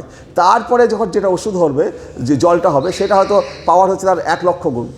সেই জলটা যদি মানুষের জিভে দেওয়া যায়, যদি ওষুধটা সঠিক কাজ করে, সাথে সাথে 10 মিনিটের মধ্যে তার রোগ সেরে যাবে। এত তার শক্তিশালী পাওয়ার। তাহলে যত কণাটাকে ক্ষুদ্র থেকে ভাঙা হচ্ছে, তার পাওয়ার তত বৃদ্ধি পাচ্ছে হোমিওপ্যাথিতে। তো ঠিক সেই রকম সেই যুগের আমাদের যে ঋষিগণ, তারা চুলের অগ্রভাগকে 10 সহস্র ভাগের ক্ষুদ্রতম কণা যে আত্মা, তার পরিমাপ তারা জানতেন। কি করে জানতেন তার রহস্য আমাদের কাছে এখনও অজানা। যেমন সেই যুগে আমাদের পৃথিবী থেকে সূর্যের দূরত্ব হনুমান চালিসার মধ্যে লেখা আছে। কি করে ওরা সেই ঋষিরা লিখেছেন যে পৃথিবী থেকে সূর্যের দূরত্ব কত, একবার সঠিক 9 লক্ষ মাইল লিখে দিয়ে গেছে। হ্যাঁ, তো হরে কৃষ্ণ। তার হ্যাঁ হ্যাঁ হ্যাঁ না, 9,86,000 না, 9 কোটি মাইল বলে। হ্যাঁ হ্যাঁ, যাই হোক যে মাইলটা আছে সেটা আমাদের ঋষিরা সেই যুগে, ভাবুন হাজার হাজার লক্ষ লক্ষ বছর আগে সেই যুগে তারা লিখে দিয়ে গেছে। তো তারা কিভাবে মেপেছে, তাদের কি বিজ্ঞান ছিল তাদের কাছে, যে তারা এই সমস্ত বলতে পেরেছে। তাহলে আমাদের যে কেশাগ্রের শতভাগে বিভক্ত করে যে সূক্ষ্ম ভাগ হয় জীব, সেইরূপ সূক্ষ্ম প্রধান শ্রুতিতে এই কথা বলা হয়েছে। বেদনিষ্ঠ মধ্যে অর্ধেক বেদ মুখে মানে, বেদ নিষিদ্ধ পাপ করে ধর্ম নাহি গণে। তো অনেকেই বেদের কথা বলে, আমরা বেদ অনুযায়ী ধর্ম করছি, এই করছি। তো মানুষদের মধ্যে যারা বেদের অনুগামী, তাদের কেবল সভ্য বলে গণনা করা হয়, কিন্তু তাদের মধ্যে প্রায় অর্ধ সংখ্যক মানুষই মুখেই কেবল বেদ মানে, কিন্তু তারা বেদ নিষিদ্ধ পাপ করে এবং ধর্ম আচরণ করে না। মুখেই শুধু বেদ মানে, আমি বেদের কথা মানি, বেদের ধর্ম করছি, বেদটা কি সেটাও তারা জানে না। বেদটা হচ্ছে, বেদ শব্দটির অর্থ হচ্ছে জ্ঞান, পরমেশ্বর ভগবানকে জানা এবং তার সঙ্গে আমাদের সম্পর্কের কথা অবগত হয়ে সেই সম্পর্ক অনুসারে আচরণ করার নামই হচ্ছে প্রকৃত জ্ঞান। আর বেদ বলতে কী হচ্ছে, বেদের নির্দেশ অনুসারে আচরণ করার নামই হচ্ছে ধর্ম। ধর্ম শব্দটির অর্থ হচ্ছে পরমেশ্বর ভগবানের নির্দেশ পালন করা। তাহলে ভগবানের, শ্রীকৃষ্ণের নির্দেশ পালন করাই হচ্ছে ধর্ম। ভগবান যেটা বলবে সেইটাকে যদি আমরা পালন করি সেটাই হচ্ছে ধর্ম। যুধিষ্ঠির মিথ্যা কথা বলবে না। কৃষ্ণ কি বললেন, যে তোমাকে মিথ্যা কথা বলতে হবে, তোমাকে বলতে হবে দ্রোণাচার্যের কাছে অশ্বত্থামা হত ইতি গর্জন। তো এটা কি ভগবানেরকে যুধিষ্ঠিরকে দিয়ে বলানোর দরকারই হয়ে পড়েছিল? না বলালে তো পারতেন। ভগবানের কি অসুবিধা ছিল এই কথাটা যুধিষ্ঠিরকে না বলালেও তিনি মারতে পারতেন।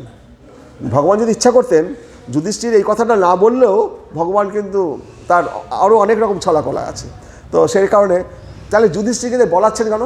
এইটা প্রমাণ করার জন্য ভগবান যদি যেটা বলবে সেটা আপাত দৃষ্টিতে মিথ্যা মনে হলেও ভগবানের কথা মানাটাই হচ্ছে ধর্ম। যদি সেটা মিথ্যা হয়, তুমি যে ভগবানের কথা মানছো এইটাই হচ্ছে ধর্ম, আর ভগবানের কথা না মানাটাই অধর্ম। হ্যাঁ, তো সেই কারণে যুধিষ্ঠির মিথ্যা কথা বলছেন, কিন্তু যেহেতু তিনি ভগবানের কথা মানছেন সেই কারণে সেখানে অধর্ম কিছু নেই। আবার ভগবানের ধর্মটা কি? ভগবান মাখন চুরি করছে, কিন্তু আজকাল কেউ কারো বাড়ি চুরি করতে যাক তাকে তো পিটাবে। আর ভগবানকে কেন? ওটা হচ্ছে ভগবানের গুণ হয়ে যাচ্ছে। পার্থিব জগতে ভগবান যেটা করছে সেটা ভগবানের কাছে সেটা গুণ। আরে নন্দ মহারাজের ছেলে এক মাখন চুরি করেছে, এমনভাবে মাখন চুরি করেছে, এক গোপী ধরে ফেলেছে, তাকে ধরে নিয়ে একেবারে মুখ টুক ঢেকে তাকে হাতটা নিয়ে চলে গেছে মা যশোদার কাছে, আজকে প্রমাণ দেবো, গোপালকে ধরে নিয়ে এসেছি। আর নিয়ে গিয়ে যখন দেখাতে গেছে দেখছে যে গোপালকে ধরে নিয়ে আসেনি, তার নিজের ছেলেকে ধরে নিয়ে এসছে। তো কখন গোপাল সরে গিয়ে ওর ছেলের হাতটা ধরিয়ে দিয়েছে। তো ভগবানের যে এই যে লীলাগুলো, তো ভগবানের চুরিটাও লীলা, সেটাও আমাদের কাছে একটা মানে আস্বাদনের বস্তু। হ্যাঁ, ভগবান যুদ্ধক্ষেত্র থেকে পালাচ্ছে জরাসন্ধের ভয়, পিছন দিক দিয়ে পালাচ্ছে। হ্যাঁ, তো যুদ্ধক্ষেত্র থেকে কেউ পালালে তাকে তো বলে কি বলে, রণছোড়। রণছোড় শব্দটা খুব বাজে শব্দ। আমাদের যুদ্ধক্ষেত্রে যে এখনও যদি আমাদের কখনো যুদ্ধ বাঁধে, কোনো সৈনিক যদি আমি যুদ্ধ করবো না যদি পালায়, পিছন ঘুরে পালাতে চায়, বাঁচতে চায়, বাঁচানোর জন্য নিজে ভয় পেয়ে পালানো যে বাঁচতে থাকে, সাথে সাথে ওর পিছনে যে সোলজার থাকবে সে ওকে গুলি করে মেরে দেবে, নিজের দলের লোক হলেও। হ্যাঁ, নিজের দলের লোক হলেও তুমি যুদ্ধক্ষেত্রে যাচ্ছ, তোমার মুখ সামনের দিক থেকে, পিঠ দেখাবে না। পিঠ দেখালে নিজের দলের লোক হলেও গুলি করে দেবে। হ্যাঁ, এমনকি যখন যুদ্ধ শুরু হয় তখন আপনাদের সেই সময় একেবারে ইয়ে হয় যে যদি কোনো সৈন্য ছুটি নিয়ে এসছে, 1 মাসের ছুটি নিয়ে এসছে, এদিকে যুদ্ধ বেঁধে গেছে, তারপরের দিন একবারে আর্মির মিলিটারি গাড়ি নিয়ে চলে আসবে, এসে বলবে ড্রেস করো চলো যুদ্ধে। 1 মাসের ছুটি আছে স্যার, আমি তো 1 মাসের ছুটি নিয়ে এসেছি। বললো ছুটি টুটি জানি না, যাবে না হলে বন্দুক শুট, মানে 1 মুহূর্ত দাঁড়াবে না। হ্যাঁ, তুমি যুদ্ধে যাবে, আদারওয়াইজ এখানে শ্যুট করে দিয়ে বেরিয়ে যাবো। হ্যাঁ হ্যাঁ, এটা হচ্ছে আমাদের দেশপ্রেম, আমাদের মানে এটা হচ্ছে যুদ্ধের নিয়ম। আর সেই ভগবান রণছোড় যুদ্ধ থেকে পালিয়ে যাচ্ছে, কিন্তু সেই রণছোড়টা কী হচ্ছে, তার একটা গুণ হয়ে যাচ্ছে, সেটাও তার গুণ হয়ে যাচ্ছে। তো ভগবানের নামে যা কিছু হবে সেগুলো তার, সেটাই ধর্ম, সেটা অধর্ম নয়। হ্যাঁ, রণছোড়টাও ধর্ম। হ্যাঁ, তার মাখন চুরিটাও ধর্ম। সে যাই করুক না কেন, গোপীদের বস্ত্রহরণ করছে, সেটাও ধর্ম। কীরকম ধর্ম? গোপীরা ভগবানকে ভালোবাসে। গোপীদের তো জন্মান্তরের, তারা তো অনেক এমনিতেই গোপী হয়ে জন্মগ্রহণ করেছে, তার মধ্যেও যে একটু হয়তো সুতোর মতো কোনো বাধা রয়েছে, সেই বাধাটাকেও দূর করার জন্য ভগবান এই লীলাটা করলেন। গোপীরা কাত্যায়নী পুজো করছে, তারা চাইছে নন্দ সুতোকে তাদের পতি হিসাবে পাওয়ার জন্য। তারা 1 মাস ধরে ব্রত পালন করছে। কাত্যায়নী ব্রতের শেষ দিনে স্বয়ং কাত্যায়নী দেবীতেও এসে তাদেরকে আশীর্বাদ করা উচিত যে তোমরা নন্দস্ব থেকে পতি হিসাবে পাবে। তো কাত্যায়নী দেবী তো মা দুর্গা, তো মা দুর্গা তো কৃষ্ণের বোন, সে কী করে আসবে কৃষ্ণের কাছে? কৃষ্ণ স্বয়ং সেখানে উপস্থিত। কৃষ্ণের বয়স তখন কত? 6-7 বছর। একটা 6-7 বছরের বালক। আবার কৃষ্ণ একা যাননি, তাদের যে বসন চুরি করতে গেছে কৃষ্ণের সঙ্গে 15-16 জন 20 জনের একটা পুরো একবারে গোপ বালকের গ্রুপ দল বেঁধে গেছে। এবং সেখানে যখন গোপীরা স্নান করছে তাদের বসনগুলো নিয়ে কৃষ্ণ ওখানে ঝুলিয়ে দিয়েছে।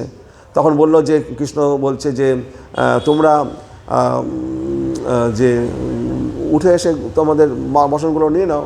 তখন গোপীরা বলছে, দেখো তুমি তো নন্দের পুত্র, তুমি তো ধর্ম জানো, তুমি কি করে আমাদেরকে এইভাবে উঠে আসতে বলছো? হ্যাঁ, তোমার এটা অন্যায় হচ্ছে, আমরা নন্দ মহারাজের কাছে নালিশ করব। তো আমরা আর গোপীরা বলছে যে আমরা তোমার দাসী। ওদের নন্দ আর ওরা মনে মনে ভাবছে, আরে যাকে আমরা পতি হিসাবে চাইছি আজকে সেই এমন একটা লীলা করে বসেছে, আমাদের সব কাপড়গুলোকে এরকমভাবে চুরি করেছে। হ্যাঁ, তারা হাসবে না কাঁদবে বুঝতে পারছে না, এবং তারা মনে মনে একটা অন্য একটা অবস্থার মধ্যে করছে। আর তারা ভগবানকে সামনে পাচ্ছে, তাকেই তো পতি হিসাবে চায় আজকে। তো বলছে যে আমরা তোমার দাসী, তুমি যা বলবে তাই শুনবো, তো আমাদের পোশাকগুলো ফিরিয়ে দাও। তখন কৃষ্ণ তো কথার মার প্যাচের কৃষ্ণের সাথে কেউ পারবে না। কৃষ্ণ তখন বলল, তোমরা কি বললে? তোমরা আমার দাসী। তো তোমরা যখন আমার দাসী, তখন আমি যা বলবো তাই তোমাদের শুনতে হবে। বলছে, হ্যাঁ, তা আমরা দাসী স্বীকার করেছি। তো বলছে যে তাহলে পরে তোমরা এক এক করে উঠে আসো বা দল বেঁধে উঠে আসো, এসে শাড়িটা নিয়ে যাও। তখন তারা যখন উঠে আসতে বসছে বুকে লজ্জা ধারণ করে হাত দিয়ে এরমভাবে উঠে আসতে বসেছে, তখন কৃষ্ণ বলল, তোমাদের উঠতে হবে না, দাঁড়াও। কৃষ্ণ তখন সেই পোশাকগুলো নিয়ে ওদেরকে দিয়ে দিল। কৃষ্ণ যখন ওই পোশাকগুলো কাঁধে করে নিয়ে গিয়ে ওদের দিল, এর মধ্যে দিয়ে কী প্রমাণ করলো কৃষ্ণ যখন কোনো কিছু গ্রহণ করেন সেটা তখন প্রসাদই হয়ে যায়। এই বস্ত্রগুলো আর সেই বস্ত্র রইল না, এগুলো প্রসাদই বস্ত্র হয়ে গেল। এবং এই বস্ত্র যখন গোপীদের হাতে দিল এবং গোপীরা যখন ওই বস্ত্র তারা পরিধান করলো, যদি আমরা ছোলাকে সিদ্ধ করি, সেই ছোলা দিয়ে আর গাছ হবে না। তো এই কৃষ্ণের পোশাকেই বস্ত্র পরে গেল যখন এরা পেল গোপীরা, সেই গোপীরা সব কৃষ্ণ প্রেয়সী হয়ে গেল এবং তাদেরকে কথা দিল, আগামী শরৎ পূর্ণিমার রাতে তোমাদের সাথে আমি মিলিত হব। তো এইভাবে কৃষ্ণ তাদেরকে কথা দেওয়ার পরে 1 বছর ধরে তারা কৃষ্ণের জন্য অপেক্ষা করছে, কবে আমার ভগবান কথা দিয়েছে আমাদের পতি হিসাবে মান্যতা দেবে, হ্যাঁ, কবে সেই ডাক পাবো। তারা 1 বছর ধরে সকাল বিকাল সেই আকাঙ্ক্ষায় তারা একটা দিন রাত কাটাচ্ছে। তো হরে কৃষ্ণ। তো যারা কর্মফল ভোগ করার বাসনা পরিত্যাগ করার চেষ্টা করে ব্রহ্মে লীন হয়ে যাওয়ার আশায় নিষ্ক্রিয় হন, তাদের বলা হয় জ্ঞানী। তারা কর্মফল ভোগ না করে ব্রহ্মে লীন হয়ে যাওয়ার ব্যাপারেই আগ্রহী। এই উভয় প্রকার, এই কর্মী আর জ্ঞানী, এই উভয় প্রকার মানুষই স্বার্থপর। সকাম কর্মীরা প্রত্যক্ষভাবে এই জড়জগতের স্বার্থ অন্বেষণ করে, আর জ্ঞানীরা পরোক্ষভাবে ব্রহ্মে লীন হয়ে গিয়ে স্বার্থ অন্বেষণ করে। জ্ঞানীদের মতো সকাম কর্ম অপূর্ণ, তাদের মতে নিষ্ক্রিয় হয়ে ব্রহ্মে লীন হয়ে যাওয়াই জীবনের চরম উদ্দেশ্য। যারা জ্ঞানী তারা ব্রহ্মে লীন হয়ে যেতে চায়। ব্রহ্মেতেই পরমাত্মেতেই ভগবানেতেই শব্দতে, এই যে পরম ব্রহ্ম যখন 3 ভাগে বিভক্ত হয়, যারা জ্ঞানী তারা ব্রহ্মের উপাসনা করে, যারা ব্রহ্মেতি পরমাত্মেতি, যারা যোগী তারা পরমাত্মার উপাসনা করে, আর যারা আমরা ভক্ত আমরা গোবিন্দের ভগবানের উপাসনা করি। তো একই ভগবান ব্রহ্মেতি পরমাত্মেতি ভগবানেতি শব্দতে। এবার যারা ব্রহ্মের উপাসনা করে সেই জ্ঞানীরা কী হচ্ছে, জ্ঞানীরা মুক্তি লাভ করতে পারে না, তারা কেবল মনে করে যে তারা মুক্ত হয়েছে। পরমেশ্বর ভগবানকে জানাই জ্ঞানের পূর্ণতা। পরমেশ্বর ভগবানকে জানাটাই হচ্ছে জ্ঞানের পূর্ণতা। ব্রহ্মেতেই পরমাত্মেতেই ভগবানেতি শব্দতে, পরম সত্যবস্তু ব্রহ্ম, পরমাত্মা এবং ভগবান এই 3 রূপে বর্ণিত হন। ব্রহ্মজ্ঞান এবং পরমাত্মা জ্ঞান ভগবানকে জানার স্তরে উন্নীত না হওয়া পর্যন্ত অপূর্ণ থাকে। তো আমরা জ্ঞানীরা যতই মনে করি আমরা জ্ঞান আহরণ করব, জ্ঞান সম্পূর্ণ আমাদের আহরণ করতে পারি না, তাহলে সে অপূর্ণ থেকে যায়। যতই জ্ঞান আহরণ করি না কেন, জ্ঞানের সীমা একমাত্র ভগবানকে জানাটাই হচ্ছে জ্ঞানের শেষ সীমা। তাদের জ্ঞানের সীমাটা সম্পূর্ণ হয় না বলে তারা ওই ব্রহ্মজ্যোতিতে বিলীন হয়ে যায়। ব্রহ্মজ্যোতিতে তারা ভগবান পর্যন্ত পৌঁছাতে পারে না। আর যারা পরমাত্মা যোগীরা তারা পরমাত্মা সাধনা করে। তাই বলছে যে বলছি যে কোটি মুক্ত মধ্যে দুর্লভ এক কৃষ্ণ ভক্ত, যারা নির্বিশেষ ব্রহ্ম অর্থাৎ সর্বভূতে বিরাজমান পরমাত্মা তত্ত্ব অনুসন্ধান করছেন, তারা অবশ্যই মুক্ত বলে স্বীকৃত, কিন্তু প্রকৃত জ্ঞানের অভাবে শ্রীমদ্ ভাগবত তাদের বিমুক্ত মানিন বলে বর্ণনা করা হয়েছে।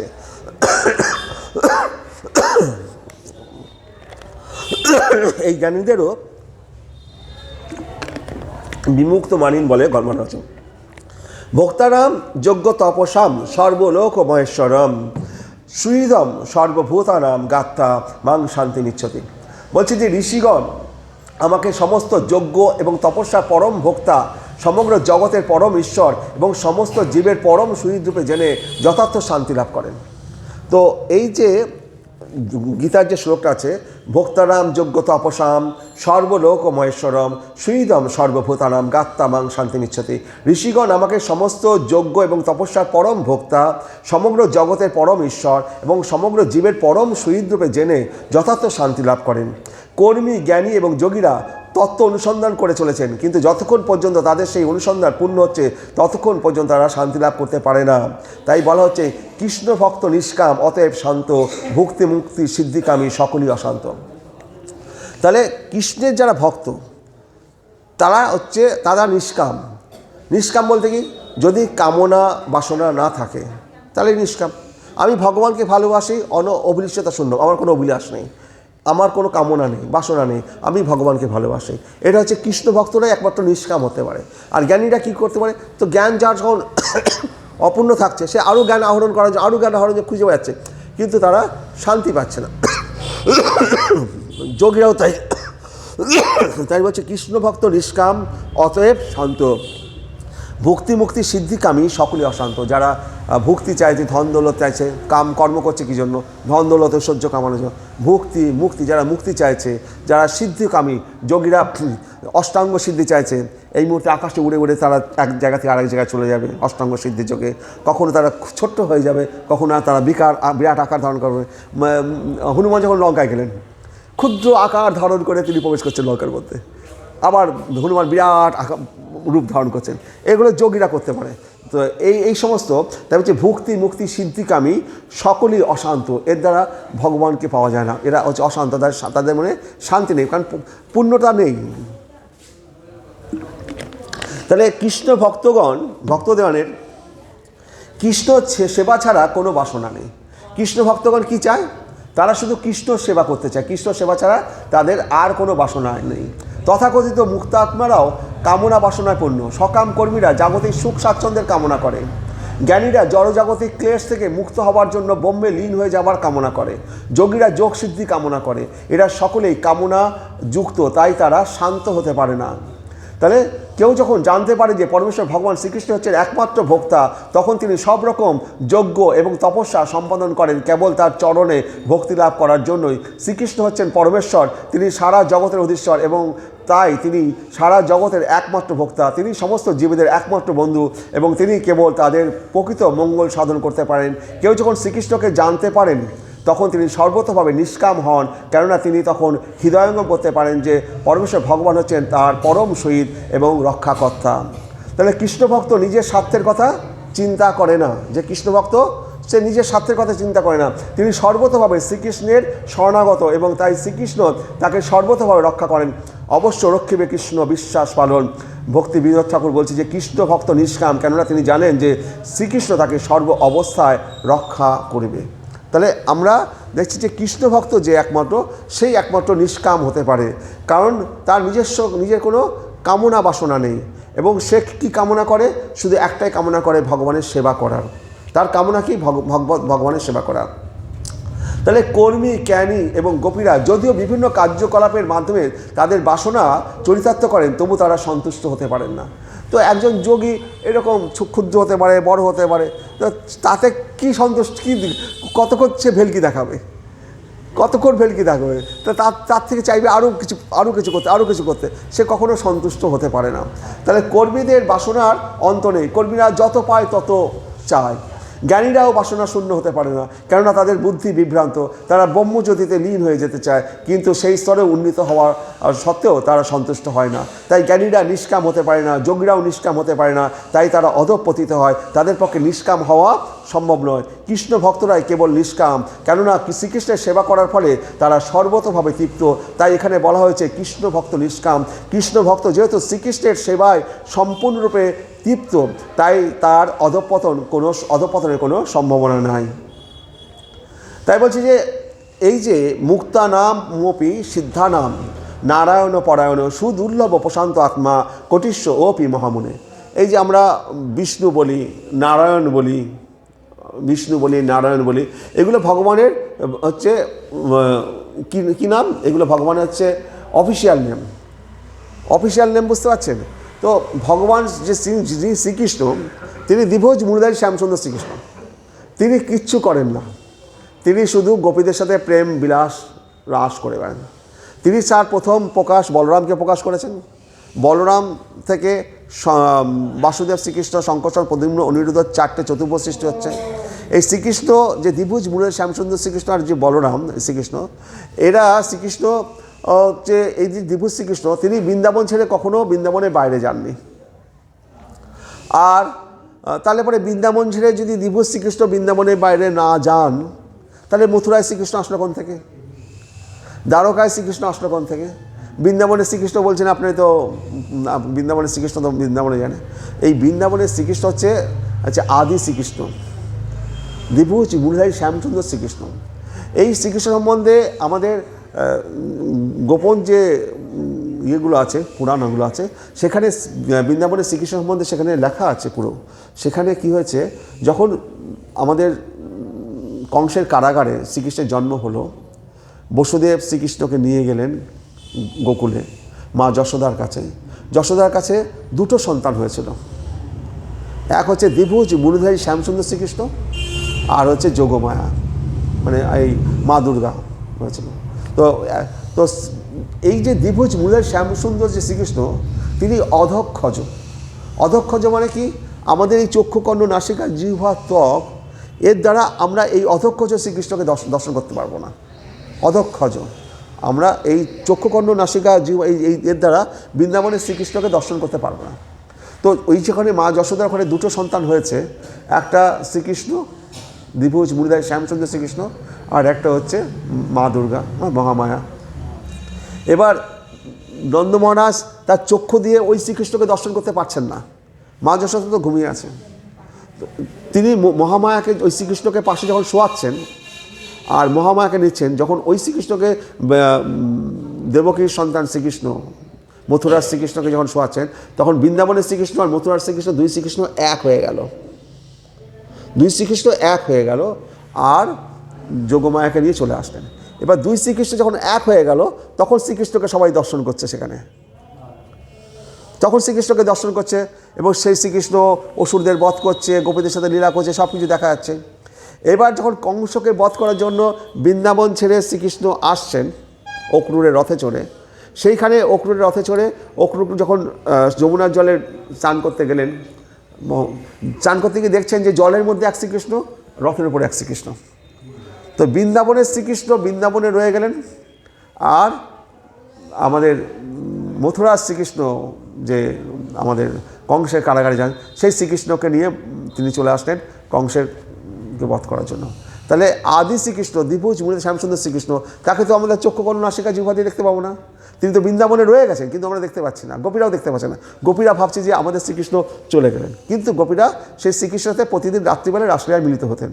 হ্যাঁ, সেগুলো ঘটনা আমরা পরবর্তী ক্ষেত্রে আমরা বলবো আরও, হ্যাঁ, যে কীভাবে তারা বৃন্দাবনের গোপীরা শ্রীকৃষ্ণকে পেয়েছিলেন, সেইভাবে শিক্ষিত করে। তো হরে কৃষ্ণ।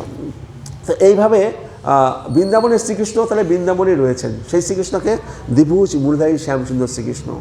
আর এই বাসুদেব শ্রীকৃষ্ণ যখন মথুরায় আসলো, তখন শ্রীকৃষ্ণকে কী বলছি? বাসুদেব শ্রীকৃষ্ণ। আর বৃন্দাবনের শ্রীকৃষ্ণকে যশোদাদুলাল, নন্দ সুত শ্রীকৃষ্ণ, গোপীজন বল্লভ, রাধারমণ শ্রীকৃষ্ণ, গিরি গোবর্ধনধারী দ্বিভুজ মূলধারী শ্যামসুন্দর শ্রীকৃষ্ণ। আর মথুরার শ্রীকৃষ্ণ, তিনি কংসকে বধ করছেন, তিনি কুরুক্ষেত্রে যুদ্ধ করছেন, তিনি কখনো চতুর্ভুজ রূপ ধারণ করছেন, কখনো। আর বৃন্দাবনের শ্রীকৃষ্ণ কোনো চতুর্ভুজ রূপ নয়, তিনি দ্বিভুজ, মুরলীধারী শ্যামসুন্দর শ্রীকৃষ্ণ, এবং তিনি কোনো অসুরদেরও বধ করেন না। তাহলে বৃন্দাবনে এত অসুর বধ হলো কী করে? বিষ্ণু দ্বারে করেন কৃষ্ণ অসুর সংহার। এই বৃন্দাবনের যে শ্রীকৃষ্ণ, এই শ্রীকৃষ্ণের হচ্ছে অবতারই, এর থেকে সমস্ত অবতারেরা সৃষ্টি হয়েছে। এই বামন অবতার, রামচন্দ্র অবতার, পরশুরাম অবতার, বামন অবতার, যত যত অবতার, নৃসিংহ অবতার, সমস্ত এই বৃন্দাবনের শ্রীকৃষ্ণ থেকে উদ্ভূত হয়েছে। তো এই সমস্ত অবতারেরা এই বৃন্দাবনের শ্রীকৃষ্ণের ভিতরে অবস্থান করছে। হ্যাঁ, গর্ভদশায়ী বিষ্ণু, ক্ষীরদশায়ী বিষ্ণু, যত অবতার যা কিছু আছে তারা ভিতরে অবস্থান করছে। তাহলে বৃন্দাবনে যখন কৃষ্ণ অসুরদের বধ করছে, তা আমরা দেখছি কৃষ্ণ বধ করছে, কিন্তু সেই যে আদি শ্রীকৃষ্ণ তিনি তো বংশীধারী, তিনি প্রেমটাই জানে, তাকে এই সমস্ত কাজ করতে হয় না। এই বিষ্ণু দ্বারে করেন কৃষ্ণ অসুর সংহার, তার ভিতরে যে বিষ্ণুরা রয়েছে তারা এই সমস্ত অসুরদের বধ করছে। বিষ্ণু দ্বারে করেন কৃষ্ণ অসুর সংহার। এই যে ধরুন টাটা যে মালিক, তো কৃষ্ণ কলকাতার কোনো অফিস তার আগুন ধরে গেছে, টাটার মালিকের কাছে খবরই যাবে না আগুন ধরেছে, ওর ম্যানেজাররাই দেখবে। টাটার মালিকের দরকার আছে কি একটা কারখানায় আগুন ধরেছে না ধরেছে তার জানাশোনা, জানার বাইরে সে দিব্যি টিভি দেখছে, সিনেমা দেখছে, তার বাড়িতে রয়েছে, তার 1050 40-50 জন 100 জন ম্যানেজার রাখা আছে, তারা এইগুলো দেখবে। তো ভগবান যে আদি শ্রীকৃষ্ণ, তাকে সব দেখতে হয় না।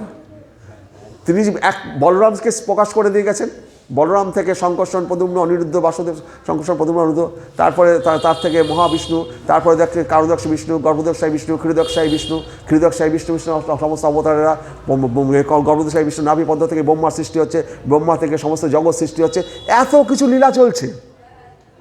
আর আমাদের দ্বিভুজ গুরুদেব শ্যামসুন্দর শ্রীকৃষ্ণ, তিনি তো আদি শ্রীকৃষ্ণ, তিনি তো মালিক, আর এই সমস্ত রহস্য দেখার তার দরকারই নেই। তিনি শুধু বলরামকে প্রকাশ করে দিয়ে, প্রথম প্রকাশ বলরাম প্রকাশ করে দিয়ে তার কাজ শেষ। হ্যাঁ, এই সমস্ত লীলা পরপর একবারে ঘটে চলেছে। তো আজকে 8:05 বাজে, আমাদের তো 8টার সময় শেষ করার কথা। হরে কৃষ্ণ, নইলে পরে তো এটা আমাদের শেষ হলো না, এর পরের দিন বাকিটুকু আমাদের শেষ করবো। হরে কৃষ্ণ, হরে কৃষ্ণ, হরে কৃষ্ণ।